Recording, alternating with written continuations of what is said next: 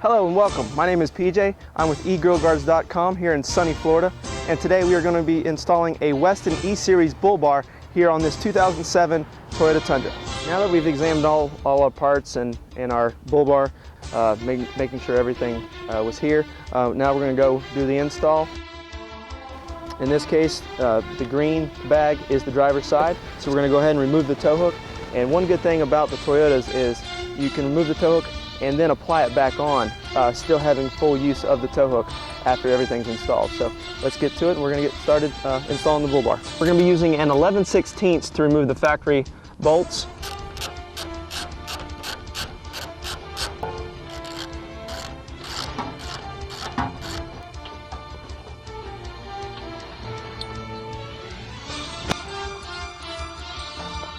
Install the bracket, making sure that the toe part, the part that's going to connect to the Bull Bar, is facing out, away from the center of the vehicle.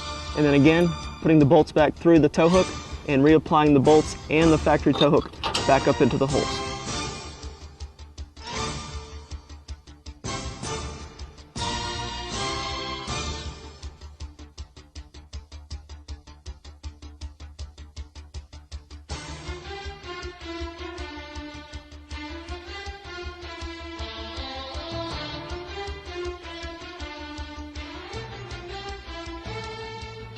You're going to start by using the top hole and using the back hole on the bracket. Using the bolt with a flat washer, you're going to go through the bar and then through the bracket, and then using another flat washer. And with this one, they don't use lock washers, they use what's called a nylon lock nut, which has got a nylon inside, which helps it to where it's not going to come unscrewed as you're driving down the road.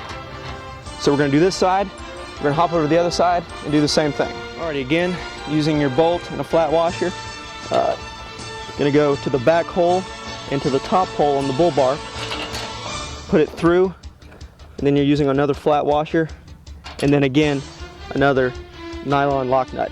Now that we've done both sides, being by ourselves, it makes it easier because then we can swing up the Bull Bar like so, and then that allows us to be able to put this bolt in that side, and then that way it holds itself, so then we can finish the installation with putting on the washer and then the lock nut.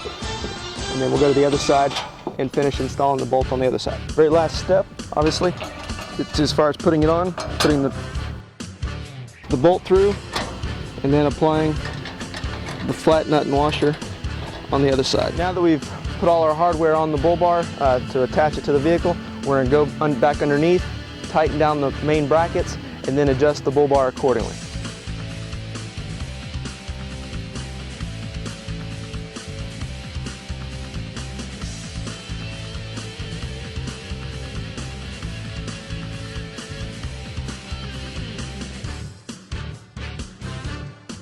We're going to switch and tighten up the Bull Bar.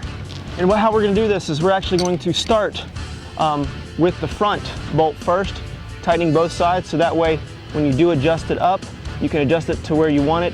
It'll hold, and you will come back under and tighten the back bolts. And in doing so, we're going to be using a 19mm socket and a wrench.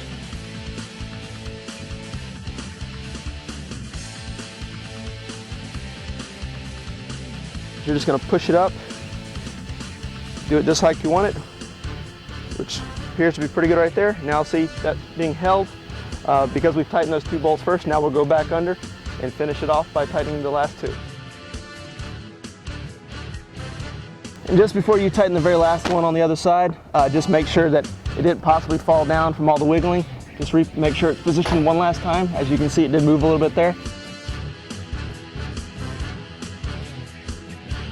Now that you've installed your Westin E-Series Bull Bar on your vehicle, your truck's ready for the road to push people out of the way and just to look good while you're driving. Some of the advantages to this is you've got two mounting locations on the center bar where you can put a light anywhere from a 4-inch up to a 6-inch. Check out our light section for the best brands from Westin all the way to KC Highlights.